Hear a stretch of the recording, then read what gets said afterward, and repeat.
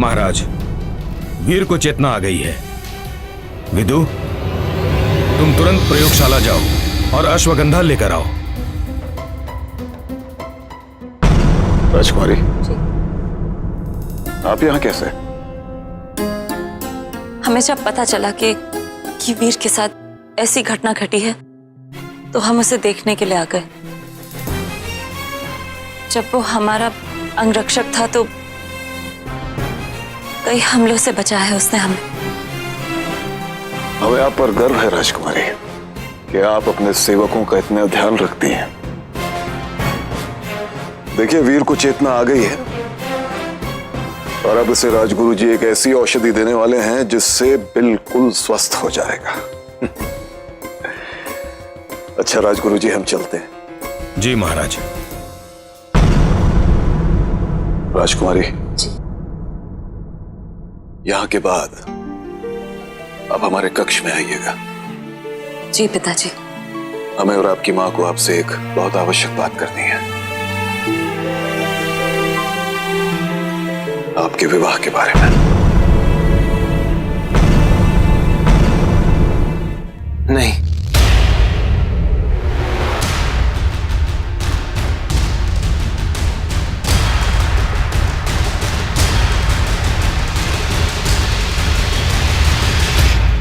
संभवतः इसे अपने ऊपर हुए आक्रमण का आभास हो रहा है।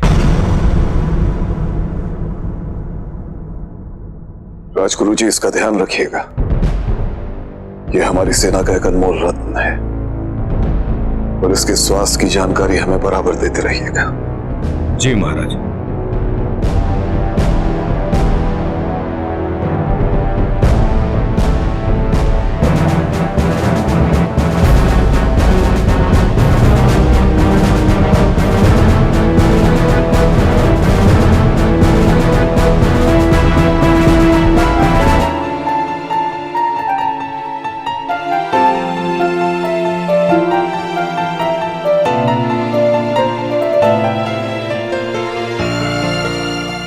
राजगुरु जी, वीर ठीक हो जाएगा ना? अवश्य। सावित्री, होशा है। आपके कदम बहुत शुभ है राजकुमारी जी। आपके कमरे में प्रवेश करते ही वीर को होश आ गया। सावित्री, सावित्री।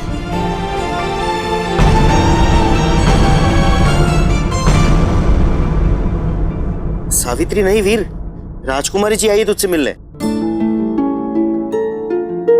क्षमा कीजिएगा, वीर की एक मित्र है सावित्री, उसे लगा शायद वो आई होगी। वीर, मेरे मित्र, तू राजमहल के औषधालय में है और राजगुरु जी ने तेरे प्राण बचाए। वीर को विश्राम करने दीजिए। राजकुमारी, हमें चलना चाहिए। चलिए। वीर, क्या तुम्हें याद है जिन लोगों ने तुम पर हमला किया था वो कौन थे? नहीं राजकुमारी जी, वो हमला करते ही भाग गया।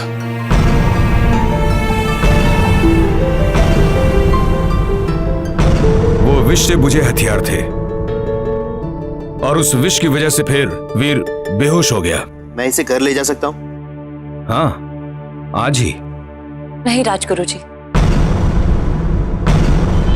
हम चाहते हैं वीर यहीं रहे।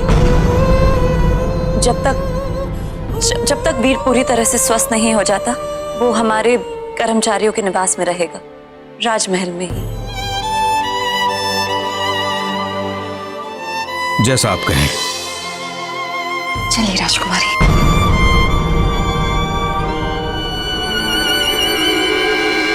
राजकुमारी, आपको क्या आवश्यकता थी उसको कर्मचारी निवास में ठहराने की? राजकुमारी, आप कहीं वहां जाके उससे मिलने की योजना तो नहीं बना रही? देखो, हम तो राजकुमारी, क्षमा कीजिएगा किंतु इस बार हम दोनों आपकी कोई सहायता नहीं कर पाएंगे। यदि महारानी को पता चल गया ना तो हम दोनों की खाल खिंचवा के चाबुक बनवा देंगे। तुम दोनों ऐसा सोच ही क्यों रही हो कि कुछ बुरा होगा? हो सकता है कि किसी को कुछ पता ही ना चले। हम इस बात के बारे में बाद में सोचेंगे। फिलहाल हमें पिताजी से मिलना है। हमें बताना है उन्हें कि हम ये विवाह नहीं कर सकते। तुम दोनों जाओ। चलो।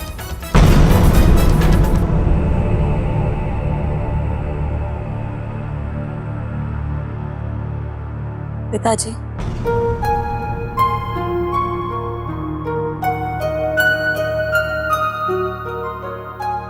आइए राजकुमारी। आपकी मां ने आपको बता ही दिया होगा कि हमने आपका विवाह करने का निर्णय कर लिया है। पिताजी, पर आपने इस तरह अचानक ये निर्णय क्यों लिया है? आप जानते हैं हम विवाह नहीं करना चाहते। हमने पड़ोसी राज्यों से 5 राजकुमारों को आपके लिए चुना है। वो बारी बारी आपको देखने के लिए आएंगे, महल में अतिथि बनकर रहेंगे और आप उनमें से किसी भी एक को चुन सकती हैं। नहीं पिताजी, इस तरह हमें विवश मत कीजिए। इस तरह के विवाह में हम कभी सुखी नहीं रहेंगे, कभी नहीं। आपको इस बात की समझ ही कहां है राजकुमारी कि आपका सुख किस बात में है और आपका दुख किस बात में है। छोड़िए। पिताजी, देखिए, हमने ये 5 राजकुमार आसपास के 36 राज्यों से सारे राजकुमारों के बारे में जानकारी प्राप्त करने के बाद ही चुने। इनमें से आपको एक ही को चुनना है और हमें विश्वास है कि इनमें से कोई एक आपको अपने लायक अवश्य लगेगा। क्यों पिताजी, क्यों किसी को चुनने का अधिकार दे रहे हैं हम? जब आपने हमारे लिए सब कुछ तय कर ही लिया है तो आप ही चुन लीजिए किसी को। बांध दीजिए हमें किसी के साथ और निकाल बाहर कीजिए हमें इस राजमहल से और अपने जीवन से भी।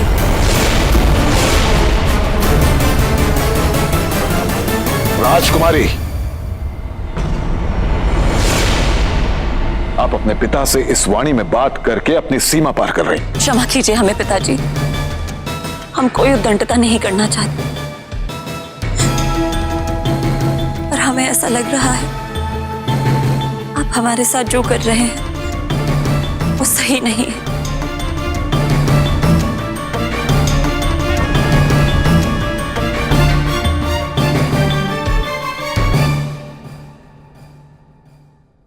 राजकुमारी, बेटा, हम आपके पिता हैं। अपने पिता के निर्णय पर विश्वास तो कीजिए। हम जब भी सोचेंगे आपके भले के बारे में ही सोचेंगे, आपके सुख के बारे में ही सोचेंगे।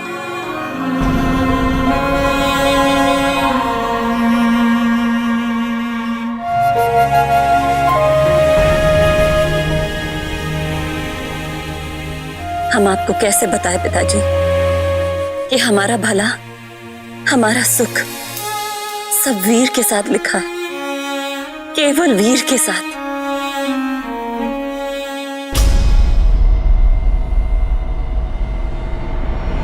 महाराज, चंडाल जी का संदेश।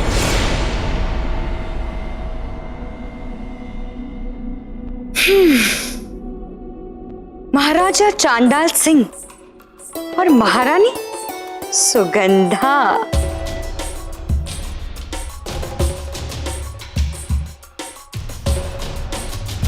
शिकार असफल रहा, शेर बच गया। इसका मतलब वीर जिंदा है, पर कैसे? सारे अस्त्र शस्त्र, यहां तक कि विष भी उस वीर को मारने में असफल रहा। यदि ये वीर जिंदा रहा तो हमारा सारा षड्यंत्र तो असफल हो जाएगा। इतनी सारी तैयारी, इतनी सारी योजनाएं। अब क्योंकि वीर जीवित बच गया है तो हमें हमारी चाल थोड़ी टेढ़ी करनी होगी ताकि हर बात मुझ पर ना आए। तुम बस यूं समझ लो कि ऊंट को ढाई घर चलाना होगा।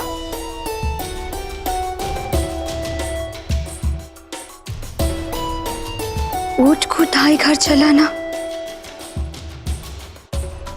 पर ढाई घर तो घोड़ा चलता है ना?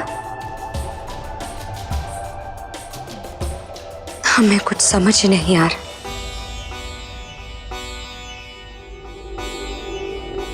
अगर हम वीर को मार के उसका फायदा ना उठा पाए तो अब हमें वीर के जीवित रहने का फायदा उठाना चाहिए।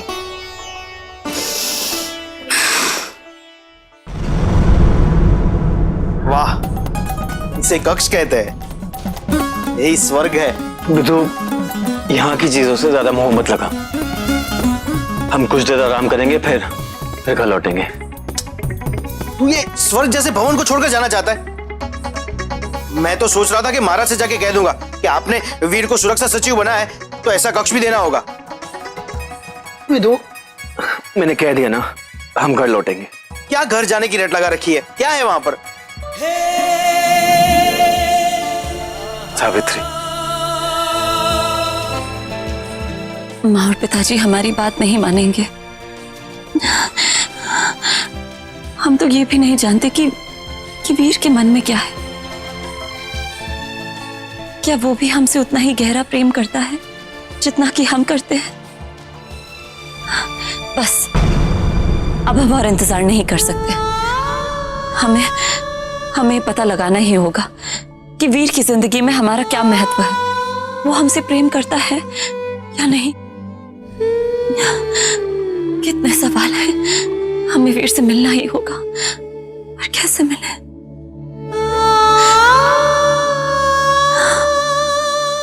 सावित्री। हाँ विदु, सावित्री, आज सुबह मैं उसी से मिलने जा रहा था, पर एक घटना हो गई।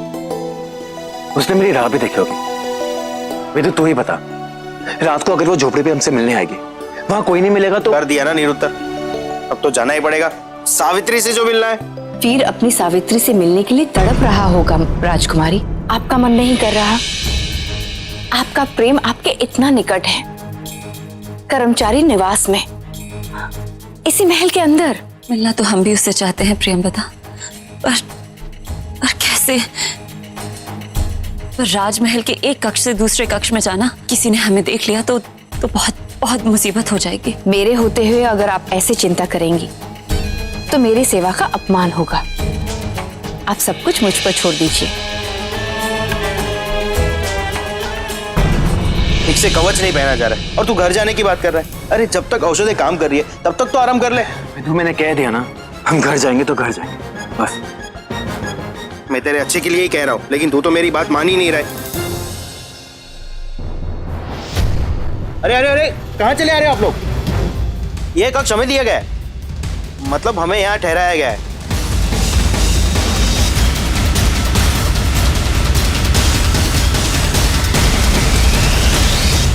सावित्री, तुम यहाँ? प्रियंवदा मेरी रिश्तेदार है, वो यहाँ राजमहल में कार्य करती है। मुझे जब पता चला कि तुम पे हमला हुआ है और तुम अपने घर में नहीं हो, यहाँ हो, तो मैंने प्रियंवदा से विनती की कि वो मुझे यहाँ ले आए ताकि मैं तुमसे मिल सकूं। अरे विदु जी, विदु जी, आइए ना, अतिथि निवास में आपके लिए स्वादिष्ट भोजन रखा हुआ है। नेकी और पूछ पूछ, वाह वाह। अच्छा हुआ सावित्री तुम यहाँ आ गई, अब ये घर जाने की रट नहीं लगाए बैठेगा। तुम आ गई हो तो इससे बात करो। मैं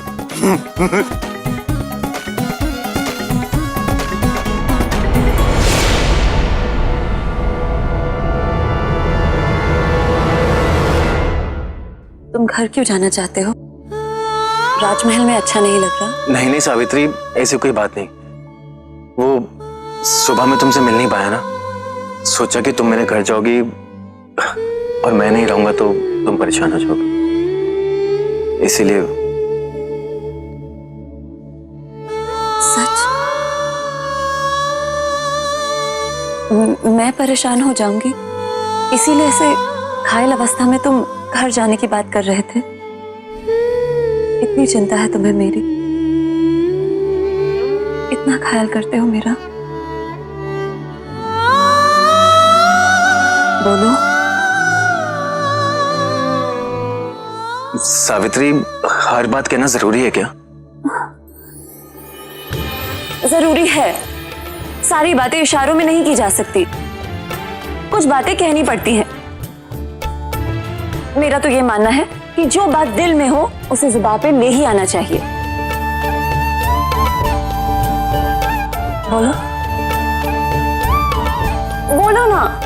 सावित्री देखो, ना तो मैं कविताएं गा के किसी का मन मोह सकता हूँ और ना ही बातें घुमा फिरा के किसी का दिल लुभा सकता हूँ। मैं बस इतना ही कह सकता हूँ कि ठीक है,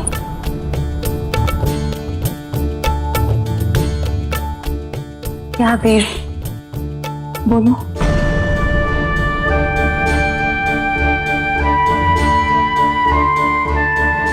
कि बोलो वीर।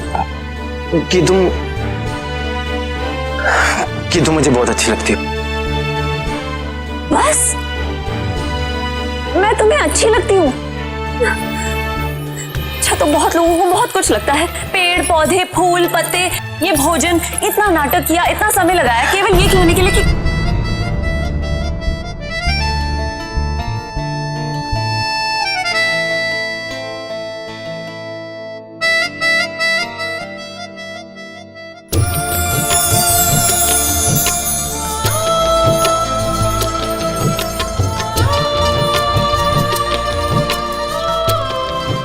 मैं तुमसे बहुत प्रेम करता हूँ।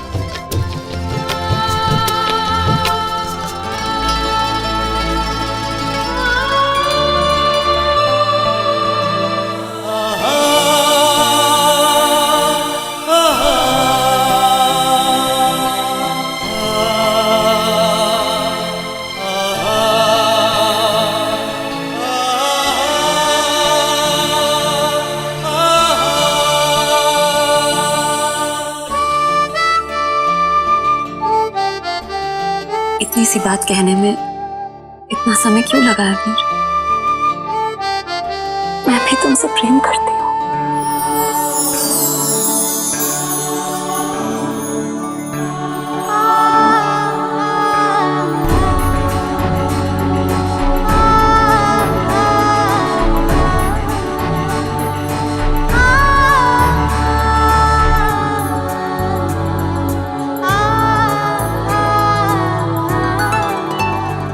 वीर,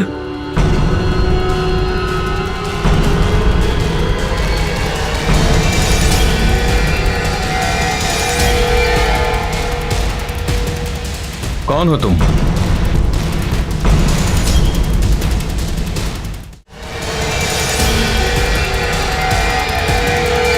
कौन हो तुम?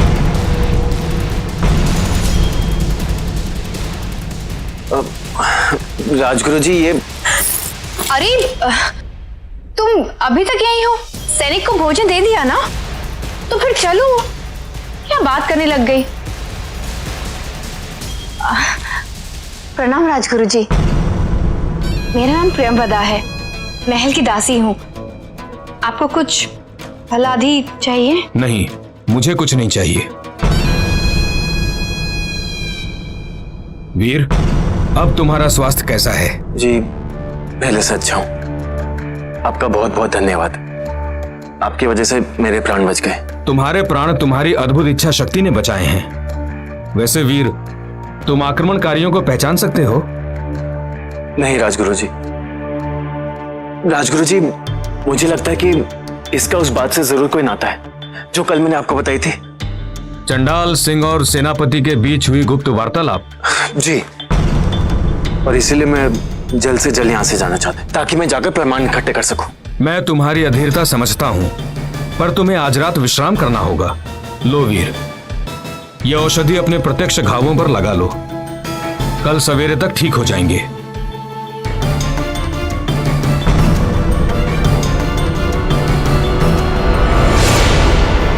तुम बिल्कुल सही समय पर आ गए।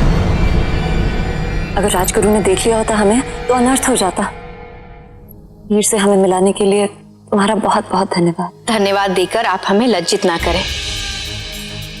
हमारा सौभाग्य है कि हम आपके किसी काम आ सके। सौभाग्य तो हमारा था कि हम वीर से मिल सके।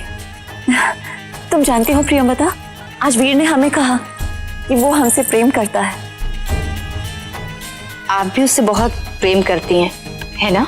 अत्यंत प्रेम, इतना प्रेम करते हैं हम उससे कि एक जन्म तो क्या 7 जन्म भी कम पड़ेंगे। पर राजकुमारी जी, हमने सुना है कि महाराज आपका विवाह कहीं और करवाना चाहते हैं। हमारी इच्छा के विरुद्ध कराना चाहते हैं वो हमारा विवाह, पर हम ऐसा होने ही नहीं देंगे।